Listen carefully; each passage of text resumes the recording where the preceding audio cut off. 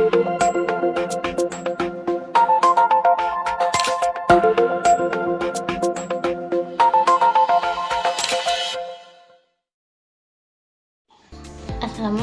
warahmatullahi wabarakatuh. Perkenalkan, nama saya Hanifah Nabila Sitanggang dengan NIM 0704241008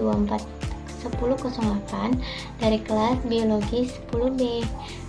Di sini saya akan mempresentasikan tentang anatomi, histologi, dan histologi sistem endokrin. Simak video selanjutnya ya.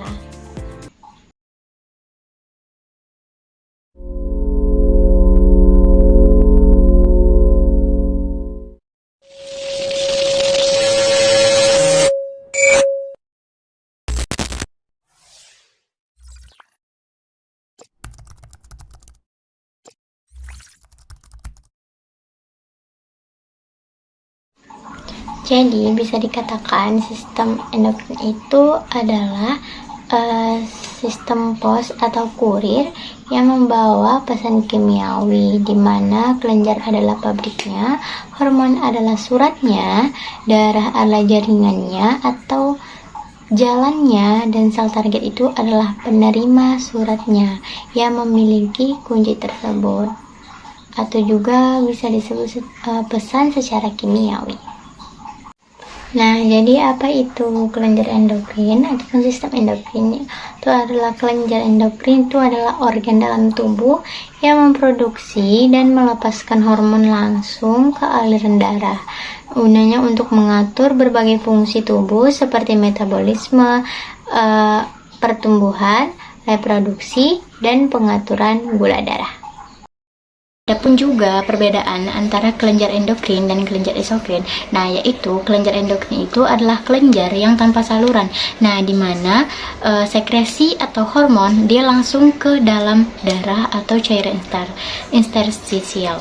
Nah, sedangkan kelenjar eksokrin itu adalah kelenjar yang dengan saluran atau melalui saluran. Nah, yaitu hormon ke permukaan epitel. Nah, contohnya itu seperti kelenjar keringat dan kelenjar ludah. Pertama, kita akan memasuk di materi kelenjar utama endokrin. Nah, apa-apa saja sih kelenjar endokrin itu? Seperti hipotalamus, hipofisis, paratiroid, tiroid, kelenjar adrenal, dan lain sebagainya. Nah, sekarang kita akan membahas tentang hipotalamus dan hipofisis. Nah, apa itu hipotalamus? Nah, hipotalamus itu dia berfungsi sebagai menghasilkan hormon pelepas atau penghambat yang mengatur hipofisis. Nah, sedangkan hipofisis yaitu menghasilkan hormon yang mengatur kelenjar lain seperti TSH, ACTH, FSH, LH, dan hormon langsung contohnya seperti GH, prolaktin, ADH, sama oksitosin. Bisa dilihat pada gambar yang pertama, terdapat pada gambar hipofisis. Nah, di situ terlihat beberapa komponen penyusun kelenjar hipofisis. Nah, pertama itu ada namanya kapiler sinusoid. Nah, di mana itu adalah pembuluh darah yang kecil dengan dinding sel dengan dinding yang permeabel. Nah, itu fungsinya untuk mengangkut hormon yang disekresikan oleh sel-sel hipofisis langsung ke dalam aliran darah sistematik. Nah, yang kedua itu terdapat ada sel kromofog. Nah, itu seperti sel-sel kecil yang menyerap sedikit warna atau dia pucat. Makanya di situ terlihat bahwasannya warnanya agak kepucatan. Nah, fungsinya itu sebagai sel yang sudah mengeluarkan isinya atau sel yang belum berdiferensiasi. Nah, yang ketiga juga terdapat sel asidofil, yang dimana atau dia disebut dengan sel alfa. Itu adalah sel yang menyerap zat warna asam atau seperti yang pada gambar berwarna merah atau merah-merah mudaan. Nah, di situ fungsinya menghasilkan hormon pertumbuhan atau GH dan prolaktin atau PRL. Nah, kenapa disebut asidofil? Karena tadi dia mengandung asam, makanya disebut dengan asidofil. Nah, yang keempat itu ada basofil atau sel beta. Nah, di mana sel yang menyerap zat warna basah atau dia seperti warna biru keunguan tua. Nah, fungsinya apa? Dia menghasilkan hormon perangsang tiroid, TSH, atau hormon tropik serta atau ACTH serta hormon gonadotropin atau FSH dan LH. Yang kelima, terdapat inti sel pituisit atau sel gila khusus yang mendukung jaringan saraf di bagian hipofisis tersebut. Nah, fungsinya itu pituisit itu dia berfungsi sebagai sel penyongkong bagi akson-akson saraf yang datang dari hipotalamus. Nah, bisa juga ada pars nervosa itu tidak memproduksi hormon sendiri, dia melainkan menyimpan dan melepaskan hormon oksitosin dan vasopresin atau ADH yang diproduksi di hipotalamus. Selanjutnya, yang keenam itu ada folikel. Nah, di mana kumpulan sel-sel epitel yang membentuk struktur bulat. Yang ketujuh itu ada folikel klistik, yang dimana itu adalah sisa-sisa kantung Radke yang berisi koloid. Nah, fungsinya itu pada manusia dia berfungsi sebagai menghasilkan melanosit atau stimulating hormone atau MSH yang mengatur pigmentasi kulit. Selanjutnya membahas tentang kelenjar tiroid dan paratiroid. Nah, di mana kelenjar tiroid itu adalah mengatur metabolisme tubuh hormon T3 dan T4. Sedangkan kelenjar paratiroid itu mengatur kadar kalsium dan darah atau paratiroid hormon atau PTH. Selanjutnya kita memasuki pada gambar paratiroid. Nah, adanya beberapa komponen-komponen yang terletak untuk penyusun kelenjar paratiroid. Nah, yaitu adanya trabekula jaringan ikat, di mana itu perpanjangan kapsul yang masuk ke dalam kelenjar. Nah, fungsinya itu dia memberikan kerangka struktural dan membawa pembuluh darah. Kemudian ada juga sel utama atau principal cell. Nah, itu adalah sel kecil dengan sitoplasma pucat yang mendominasi kelenjar.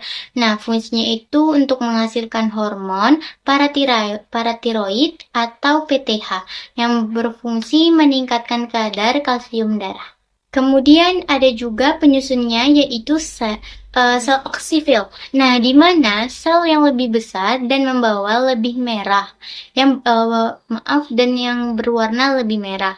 Bisa dilihat pada gambar atau juga disebut acidofilik terus dibandingkan sieve cell.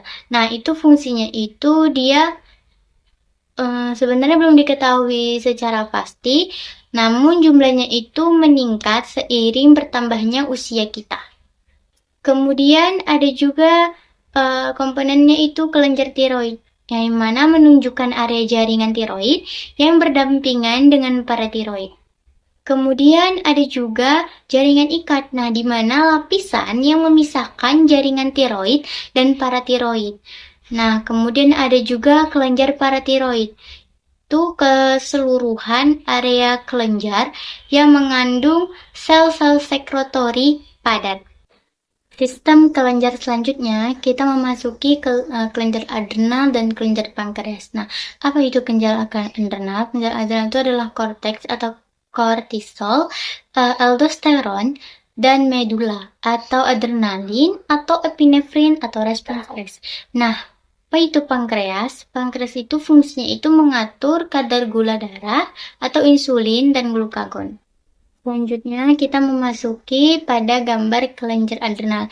Nah, di situ bisa dilihat bahwasanya adanya beberapa komponen-komponen penyusun kelenjar adrenal.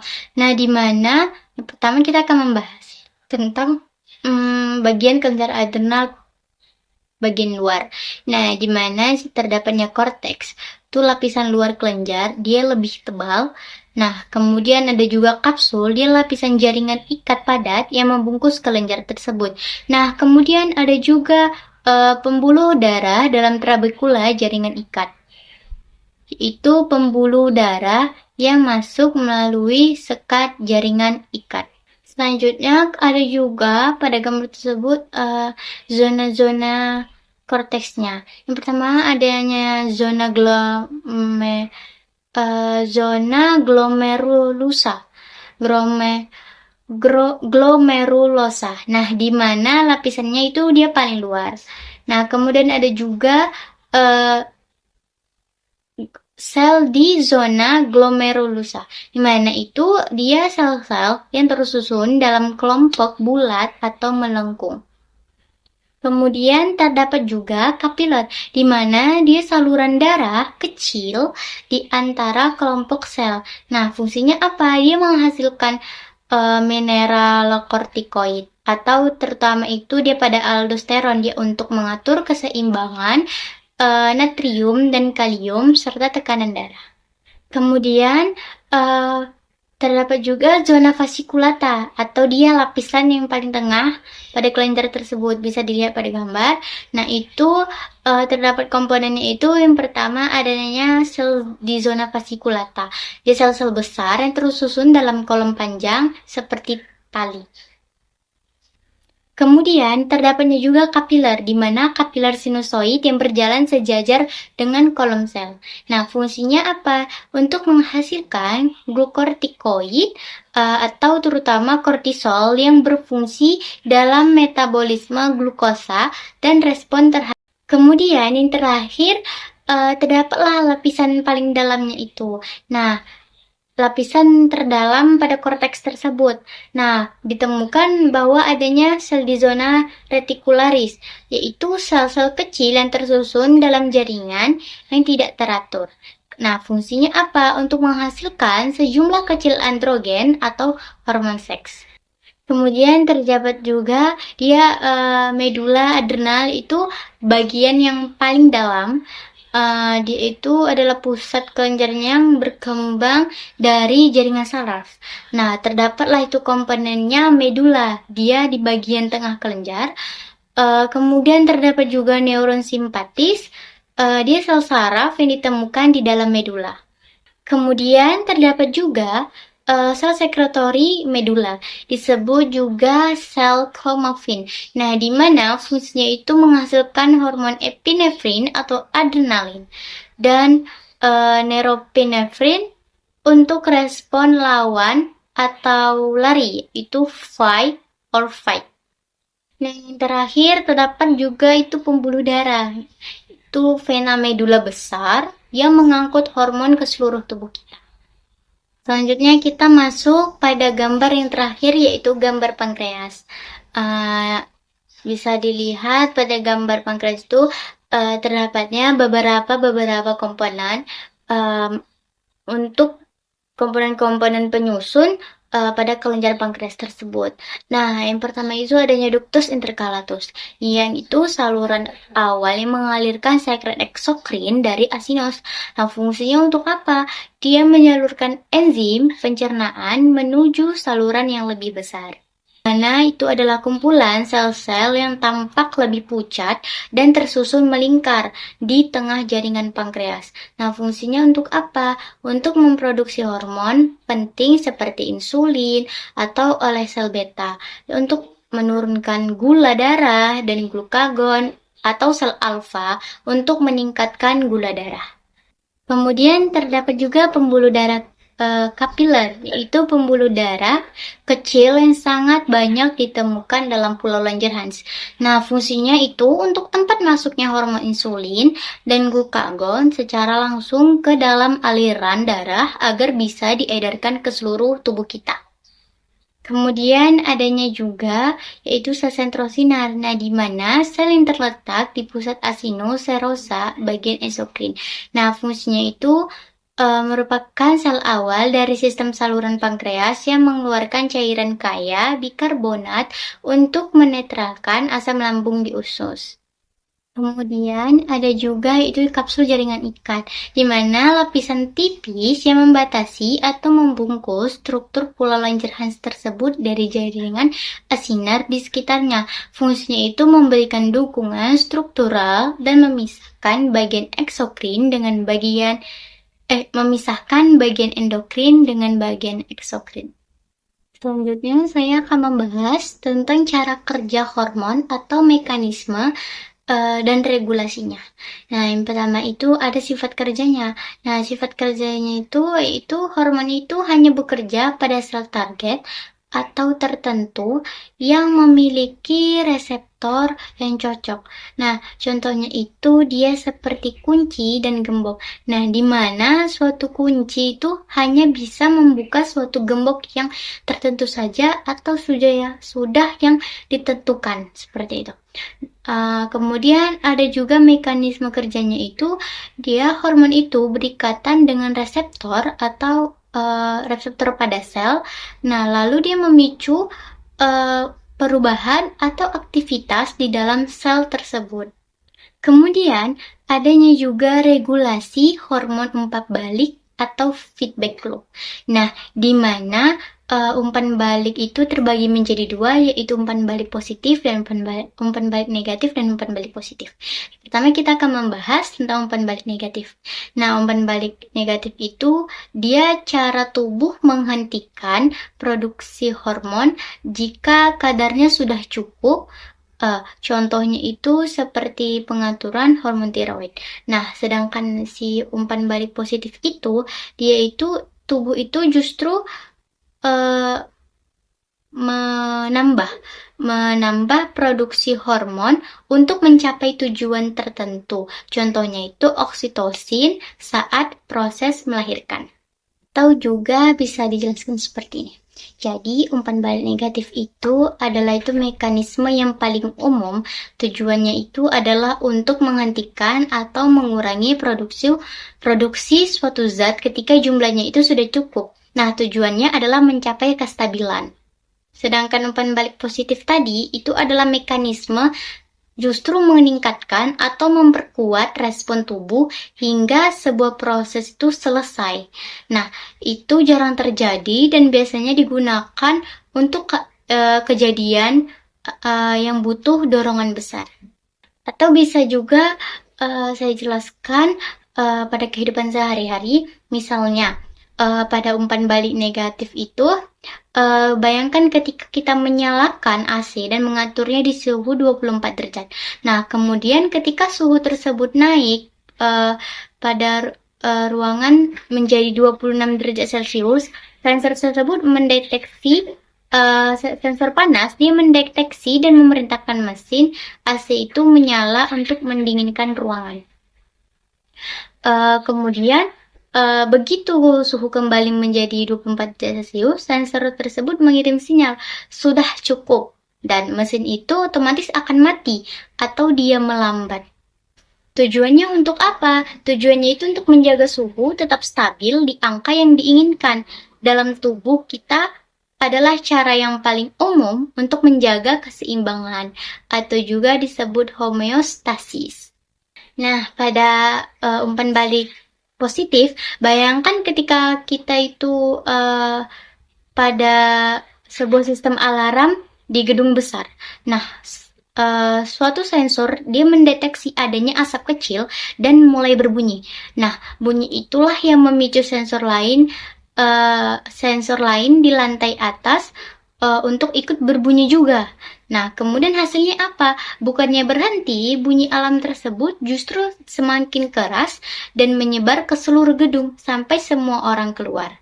Tujuannya untuk apa? Tujuannya itu memperkuat sinyal sampai sebuah peristiwa besar atau seperti pengosongan gedung tersebut selesai dilakukan. Selanjutnya saya akan menjelaskan gangguan dan penyakit pada sistem endokrin. Nah, adanya beberapa gangguan ataupun penyakit pada sistem endokrin.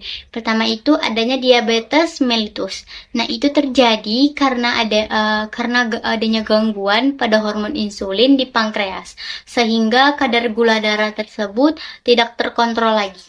Nah, kemudian ada juga pada gangguan pada kelenjar tiroid. Nah, di mana yang pertama itu adanya metabolisme yang terlalu cepat karena kelebihan hormon tiroid. Kemudian yang kedua itu adanya hipotiroid. Nah, di mana tubuh itu terasa lemas dan metabolismenya lambat. Nah, itu karena kekurangan hormon tiroid. Nah, kemudian ada juga namanya itu gigantisme atau dwarfisme. Nah, di mana akibatnya ketidakseimbangan hormon pertumbuhan atau growth hormone dari kelenjar hipofisis pada saat masa pertumbuhan. Yang terakhir, adanya kesimpulan dari materi yang saya jelaskan, yaitu kelenjar endokrin melepaskan hormon ke dalam darah untuk mengatur pertumbuhan kita, metabolisme kita, reproduksi, stres, keseimbangan tubuh. Nah, sistem ini dia itu bekerja lebih lambat dibanding saraf, tetapi efeknya lama dan lebih luas.